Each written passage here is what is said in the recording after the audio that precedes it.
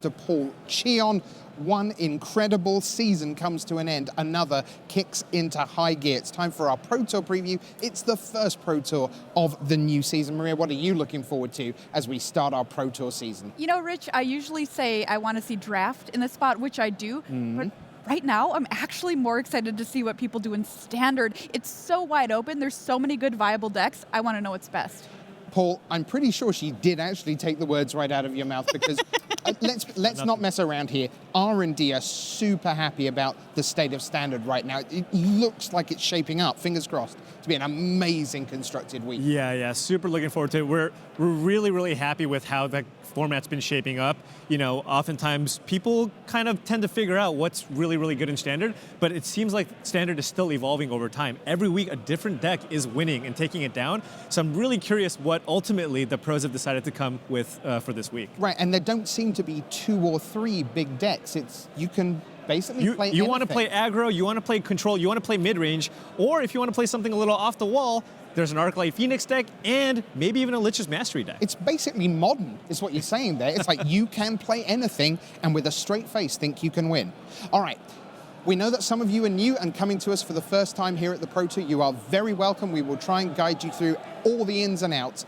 So why don't we start with the format and the schedule. Maria, how are our 3 days going to pan out? All right, well, we kick things off tomorrow with 3 rounds of Guilds of Ravnica booster draft. It'll be really interesting, too, because this format's been out for a while. And then, of course, we switch gears and we go into Standard Constructed. And this is Swiss pairing, which means you play people on the same record as you, best of 3 matches. Then, of course, we do the same thing all again on Saturday. On Sunday, it's our top 8. Right, and that's the best 3 out of 5. So you really do have to rely particularly on your sideboard once you get to those elimination matches. Paul, the prize payout, we've got a ton of money on the line. Walk us through the big numbers. So yeah, we have a $250,000 prize payout for this Pro Tour.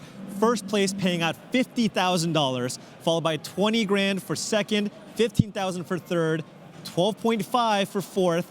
Then we go to the top 8. We have fifth, 10, 9, 7.5, then 6,000. Then you start paying out in terms of your top 16, which gets 5 grand. Top 24 gives you 3,000. Top 32, 2,000. Paying out all the way to the top 64, which is $1,000. All right, well, Tim and Riley are standing by to give us a little preview of what we might expect in draft. Well, you know what, Riley? We all love draft, and this draft format, it's one of the all-time greats. We're back on Ravnica. We got 5 guilds in Guilds of Ravnica. I'm going to cut straight to the chase. When you open up your booster, which guilds are you looking for? I'm looking for the blue guilds, Tim. I mean, anyone who's familiar with Guilds of Ravnica draft, and if you haven't drafted, what are you doing, mate? What are you doing? Get some packs of Guilds of Ravnica and start busting it, because I tell you what, this format, as you say, one of the all-time greats, that argument still remains to be seen, but I'll tell you what, I'm looking for blue cards. I'm looking to take them early, looking to take them often.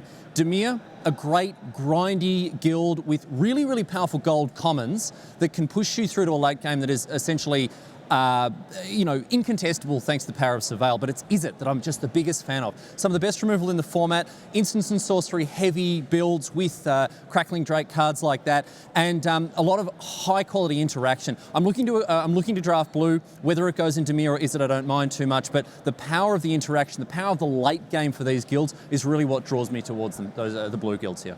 It's interesting you say that, because if anything, I would say that I'm the complete opposite. I want to be taking a Healer's Hawk out of my first pack, and I want to be attacking in the red zone. I want to be Boros, ideally, and just being very aggressive. And the great thing is, even though we've got completely different plans, both these plans work. Both of these plans are great in this format, and even when you get down to the other 2 guilds in the mix, you've got Selesnya, you've got Golgari, there's plans for all of them, but there's also a few other decks, right? I think the key when you're drafting green is that you want to be the only green draft at the table, and then something really cool might come together with Selesnya. Golgari, again, if it works, it's going to be great. But as you mentioned, there is a very special one that's kind of hiding just below the surface. You've drafted a few times. I've never pulled it together. Tell us about the Gate deck. Well, so here's the thing, is that because most of the decks that you're building in this format end up being one straightforward guild most of the time, it means that you don't really need to be taking guild gates early.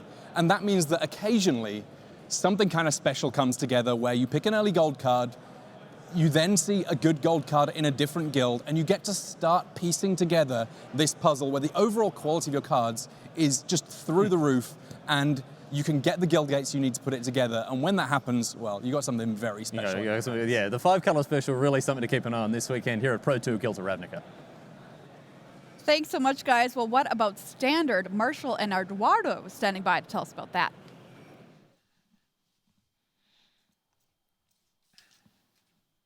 Hey there, welcome back to the booth here.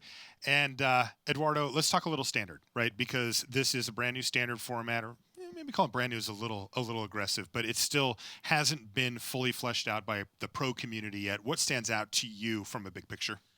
The deck diversity. You look at the results of Grand Prix Lille, Grand Prix New Jersey, tons of different archetypes made the top 8s. You go into the top 32s, top 37 of that tournament, way more decks. I think there's just 5 to 8 viable decks at least in Standard. In Standard? Yes. That is a lot. That is more than normal, where it ends up, at least at some point, getting pared down to 2, 3, maybe 4. Yeah, and even within those 5 or 8 archetypes, they all have variants. The players haven't figured out yet, well, what specific cards do I want in each deck to fight the matchups I'm trying to fight? And what we're really going to see out of this Pro Tour, I think, is the refinement of these archetypes. Like, essentially, not just which archetypes will rise to the top, but also what's the best version of this deck? You know, the Izzet Phoenix deck is a good example. You know, Electromancer or not is a big Well, what do you case. know about that, though? You know, like, I thought I was going to visit New York on Sunday, but I ended up playing that deck. You played a top 8 instead. Yeah, that was bad. great.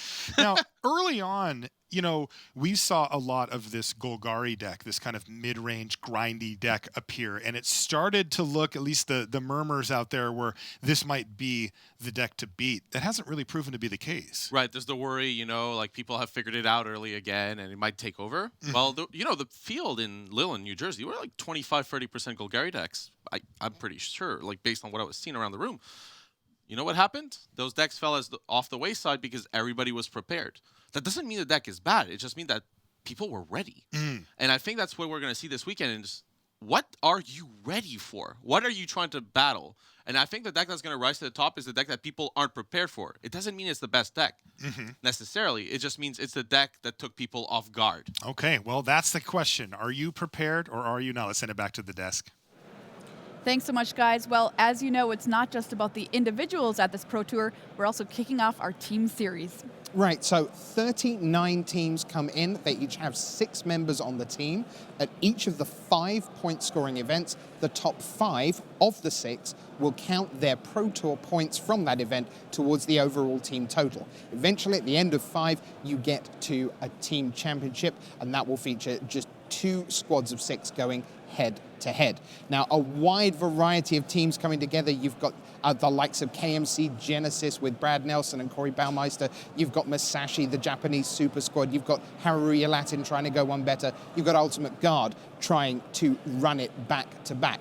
Brian David Marshall is our man in the field looking at all the team series in action. And if you want to know who the top teams are throughout the weekend, he'll be giving us his potential top 8 as we work towards a team series through the season.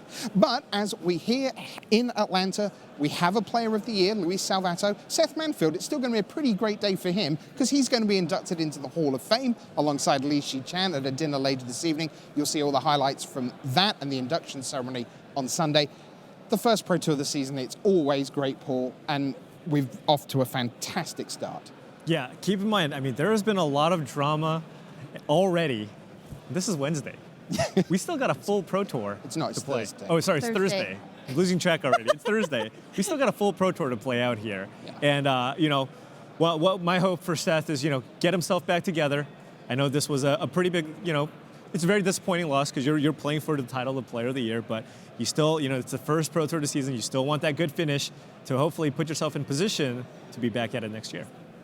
All right, so that is the scene here in Atlanta. It could be one of the largest Pro Tours in Magic history. Close to 500 players have come here to Georgia to battle in the first Pro Tour of the season. Tomorrow we start with draft, and I can tell you that Ben Stark is going to feature prominently in our coverage of Limited tomorrow, one of the best drafters of all time.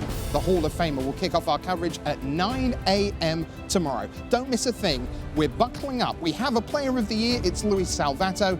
And now, season 2018-19 kicks into high gear. Rich, Maria, Paul, we'll see you tomorrow.